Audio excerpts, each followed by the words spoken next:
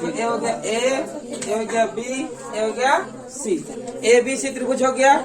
इसमें क्या है कि बोला गया कि ये दोनों बराबर है। क्या है? दोनों बराबर है। उसके बाद और क्या बोला गया है? ए सी और ए बी बराबर, भुजाओं पर क्रमशः शीर्षनाम बी ई। ये देखो बी से ई, यहाँ से लेकर यहाँ तक ये 90 डिग्री है। क्या है? 90 डिग्री। और एक सी एफ है, सी से ये देखो बी और इसका हो जाएगा ई, ये हो गया बी ई, और यहाँ सी से हो जाएगा एफ। यहाँ पर कितना हो गया? 90 डिग्री। चाहे इधर लिखो चाहे इधर लिखो, बात तो एक ही है।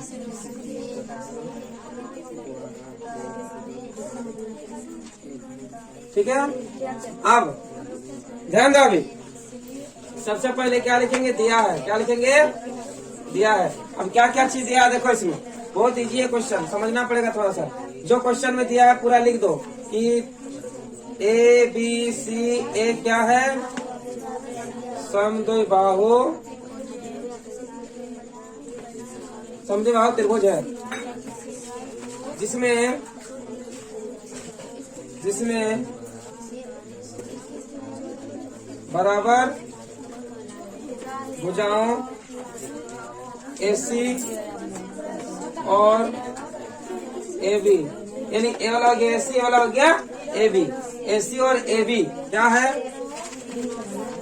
पर क्रमशः क्या है? शीर्षनाम BE और CF है। ठीक है, बस CF खींचा गया है, लिख दो बस। ठीक है, तो समझ में आ गया क्या बोले हम कि ABC एक समद्विबाहु त्रिभुज जिसमें दो भुजा बराबर। तो कौन कौन बराबर है? AC और AB बराबर है। और क्या बोला गया? जिसमें बराबर भुजाएं जैसे AB और AC है, AC और AB, उस पर क्रमशः शीर्षलम एक तो BE। देखो यहाँ B दिख रहा है ना, ये हो गया B और E शीर्षलम है। तो शीर्षलम मतलब वहाँ पर 90 डिग्री भी बनता है। ठीक है, लंब बोल है ना, तो शीर्षलम मतलब सिर से लेकर सोचे सिर जैसा सोचो, यहाँ से इसको शीर्ष बोलते हैं। ठीक है, तो शीर्ष यहाँ से लंब मतलब शीर्षलम हो गया 90 डिग्री। BE और CF वाला एक तो शीर्षलम है, तो यहाँ पर 90 डिग्री बना और यहाँ पर भी क्या बना? 90 डिग्री बना। ठीक है, अब देखो क्वेश्चन में क्या सिद्ध करने के लिए बोला गया है, तो लिखेंगे सिद्ध करना है। क्या सिद्ध करना? ध्यान दो।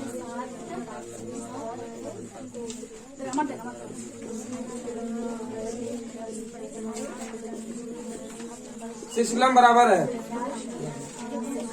शीर्षलम क्या है? बराबर है। ये हम लोग को क्या करना है? सिद्ध करना है कि शीर्षलम क्या होना चाहिए? बराबर। मतलब कि यहाँ से BE और CF अर्थात बोल के लिख सकते हो, अर्थात कि BE और CF क्या होना चाहिए? बराबर होना चाहिए। ये वाला चीज हम लोग को प्रूव करना। समझ में आ गया? तो सबसे पहले अभी हम लोग प्रमाण करते हैं, प्रूव करते हैं। देखो, तो देखो ए वाला त्रिभुज और ए वाला त्रिभुज को दोनों को प्रूव करेंगे। ठीक है, अगर नाम लिखेंगे ABE, कौन सा त्रिभुज लेंगे? ABE लिख लेते हैं। त्रिभुज ABE कौन सा त्रिभुज लिए? और त्रिभुज कौन सा लेते हैं? ACF। क्या लेते हैं? ACF में, इन दोनों त्रिभुज में। ठीक है, अब थोड़ा ध्यान से देखो।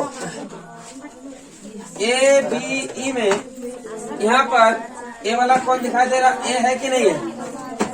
अब तुम लोग यहाँ नजर आ रहा होगा। ए वाला अगर बंद कर देंगे तो ABE में ए वाला कौन है? ए वाला कौन है कि नहीं है? तो लिखेंगे उसमें एंगल A। क्या लिखेंगे? अगर मान के चलो इस त्रिभुज में ACF में बंद कर देंगे तो इसमें भी वाला कौन है? तो उसमें भी वाला कौन है? तो दोनों में एक कोण मिला कि नहीं मिला? तो दोनों में एक कोण मिल रहा, मतलब ये क्या हो गया? दोनों में मिलता है, उसको बोलते हैं उभयनिष्ठ। उभयनिष्ठ कौन है? क्या है? उभयनिष्ठ कौन। समझ में आ गया? अब एक चीज मिल गया, एक तो कौन मिल गया। और एक चीज देखो, इस त्रिभुज में ये वाला कौन कितना? 90 डिग्री का है। और इस त्रिभुज में भी ये वाला कौन इधर हो चाहे अंदर तरफ हो, एक ही बात है। तो इस त्रिभुज में भी यहाँ 90 डिग्री और इस त्रिभुज में भी यहाँ 90 डिग्री। समझ में आ रहा? तो इस त्रिभुज में यहाँ 90 डिग्री, तो इसका नाम क्या लिखो? लिखो AEB। क्या लिखो?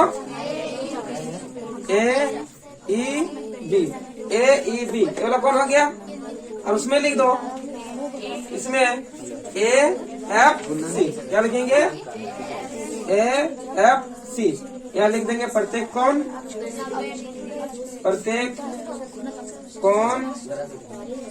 कितना डिग्री? 90 डिग्री। लिख दिए। तो दो एंगल मिला और एक क्या चाहिए? साइड।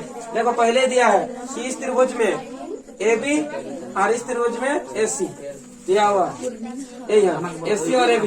इस त्रिभुज में AC और इस त्रिभुज में AB बराबर है। उसको लिख लो कि इस त्रिभुज में लेंगे AB। क्या लेंगे? AB और उस त्रिभुज में AC पहले से क्या है? पहले से दिया हुआ है।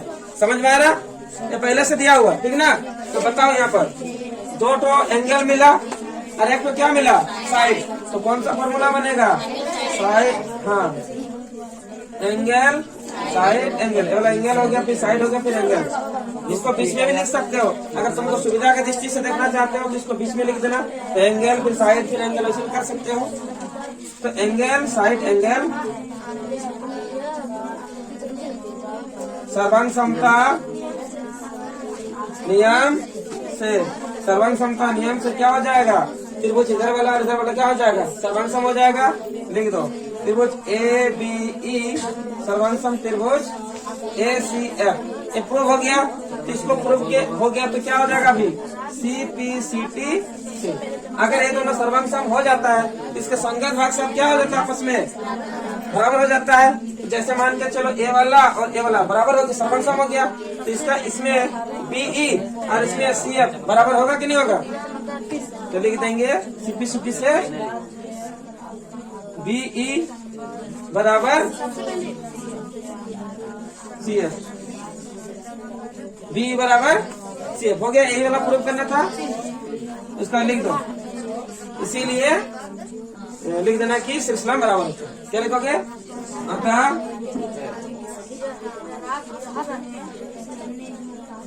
श्रीस्लाम बराबर होते हैं। इतना भी करोगे तो चलेगा, नहीं तो इतना कर देना। चाहे ऐसे करो चाहे ऐसा करो, बात तो एक ही है। समझ में आ गया? इसको नोट करो।